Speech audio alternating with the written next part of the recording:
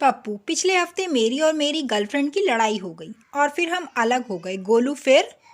पप्पू, उसने मुझे चिढ़ाने के लिए अपने नए बॉयफ्रेंड के साथ फ़ोटो खिंचवाकर मुझे भेज दी। गोलू, ओह, ये तो बहुत बुरा किया उसने। पप्पू, तो मैं भी कौन सा कम हूँ, उसकी वही फ़ोटो उसके बाप को भेज दी।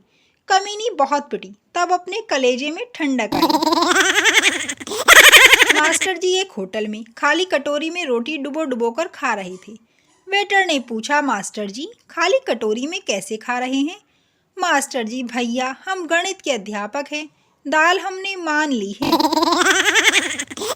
खाना खाते समय पति, एक रोटी और देना। पत्नी, रोटी तो खत्म हो गई। पति, ऐसे कैसे? पत्नी, वैसे ही जैसे कल साड़ी लेने के लिए आपके पैसे खत्म हुए थे। एक लेखक ने क्या खूब लिखा है कि पतियों को भी बोलने का हक होना चाहिए। पत्नी हंसते हुए बोली, वो देखो, वो भी बेचारा लिख ही पाया, बोल नहीं पाया है।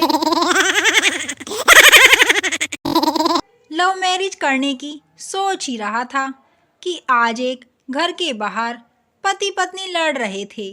पत्नी बोली, कुत्ते, तू ही मेरे पीछे पड़ा था, मैं नहीं पड़ी थी। बेटा, पापा, मेरा एक छोटा सा प्रश्न है। पापा, बोलो बेटा। बेटा, पापा, मैंने सुना है कि श्री राम आज तक इसलिए पूजे जाते हैं कि उन्होंने त्रेता युग में अपने पिता की आज्ञा का पालन किया था, और भक्त प्रहलाद इसलिए पूजे गए क्योंकि उन्होंने द्वापर युग में अपने पिता की बात नहीं मानी थी। कृपया मुझे बताओ कि मैं आपकी आज्ञा का पालन करूं या नहीं? पापा बोले, प्रिय पुत्र, यह कलयुग है, हम दोनों के लिए अच्छा यही होगा कि हम दोनों तेरी माँ की आज्ञा का पालन करें, वरना हम दोनों पूजे जाएंगे।